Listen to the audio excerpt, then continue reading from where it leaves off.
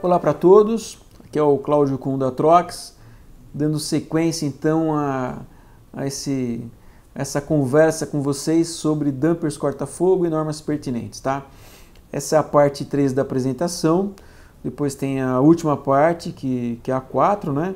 E espero então estar ajudando vocês aí no conhecimento desse produto. E quem não assistiu a parte 1 e 2, acho que seria interessante, porque ali a gente abordou alguns temas importantes que vão complementando, claro, todas essas partes, né? Aqui falando então sobre um pouco de normas no Brasil para aplicação dos dampers, tá? Então tem esse decreto 46076 do Estado de São Paulo, tem a instrução técnica número 9 do Corpo de Bombeiros de São Paulo e tem também uma norma da ABNT, a 6479 de 1992, que fala sobre registro corta-fogo. Na verdade, a norma não é sobre registro corta-fogo, mas ela cita esse produto e a gente vai falar sobre isso um pouco mais para frente, tá? Aqui é só a instrução técnica número 9 do Corpo de Bombeiros. Isso você consegue baixar gratuitamente no site deles, tá? E o que acontece? Os estados fora de São Paulo, espalhados pelo Brasil, eles têm tomado muito como referência essa norma do Corpo de Bombeiros de São Paulo, tá? Então é muito comum a gente ver uma norma de outro estado, até com outro número diferente, mas que são cópias fiéis desse procedimento que o Corpo de Bombeiros do Estado de São Paulo tem adotado, ok? Então entra no site, baixa, isso é gratuito, tá? Então ele fala aqui sobre compartimentação horizontal e compartimentação vertical. Essa instrução técnica número 9 então, do Corpo de Bombeiros, lá no item 5134, que fala sobre registro corta-fogo, ele cita justamente essa norma que eu tinha falado um pouco, que é a NBR 6479, tá certo? Então vamos lá. Os registros corta-fogo devem ser ensaiados para caracterização da resistência ao fogo, seguindo os procedimentos da NBR 6479, tá? E essa daqui então é a norma NBR 6479. Percebam que o tópico dela é portas e vedadores, determinação da resistência ao fogo. Então ela não fala em damper, na verdade portas e vedadores, e um damper acaba sendo encarado justamente como um vedador, vamos dizer assim, não é? Então essa é a norma brasileira, que é uma cópia fiel da DIN 4102. Então, embora essa norma DIN 4102, que é uma norma alemã, hoje não esteja mais sendo usado na Alemanha, ela foi abolida, né? Os alemães têm usado a norma EN 1366, que é muito parecida da DIN 4102, né? Mas no Brasil essa é a norma de referência para a elaboração dessa norma 6479. Então aqui é o gráfico da evolução da temperatura, então ao longo do tempo. Então aqui, por exemplo, a 30 minutos o forno vai estar aproximadamente 820 graus, alguma coisa assim, 60 minutos a 930, 90 minutos 980 e 120 minutos a 1050 mais ou menos. Então esse é um gráfico de evolução de temperatura que obedece à norma, tá? E essa norma então, as principais características que você tem são confinamento do fogo, não pode passar chama, isolamento térmico, estanqueidade, resistência mecânica, e essa norma é idêntica à DIN 4102, tá?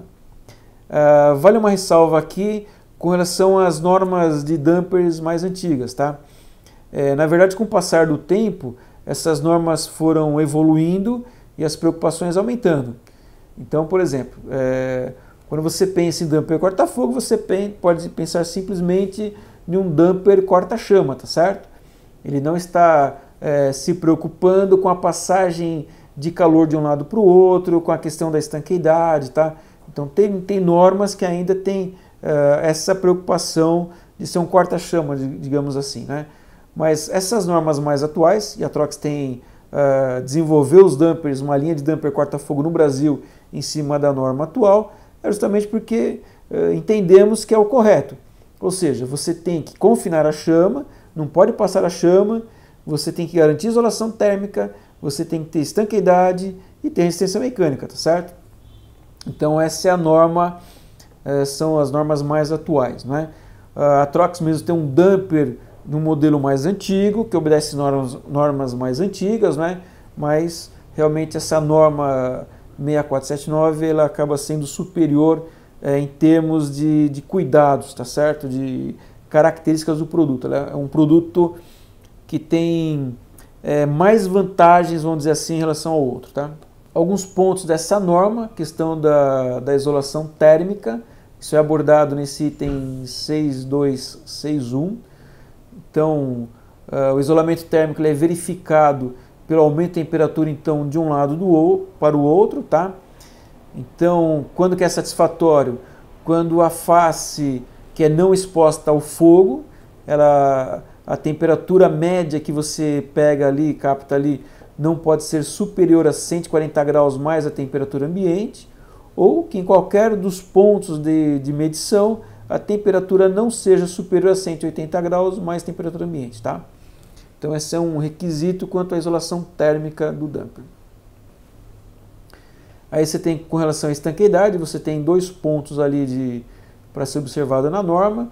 Um deles é a estanqueidade a chamas e gases quentes das frestas e outras aberturas ocorridas no corpo de provas durante o ensaio é verificada por meio de um chumaço de algodão, que é colocado a uma distância dessa fresta que varia de 20 a 30 milímetros, tá?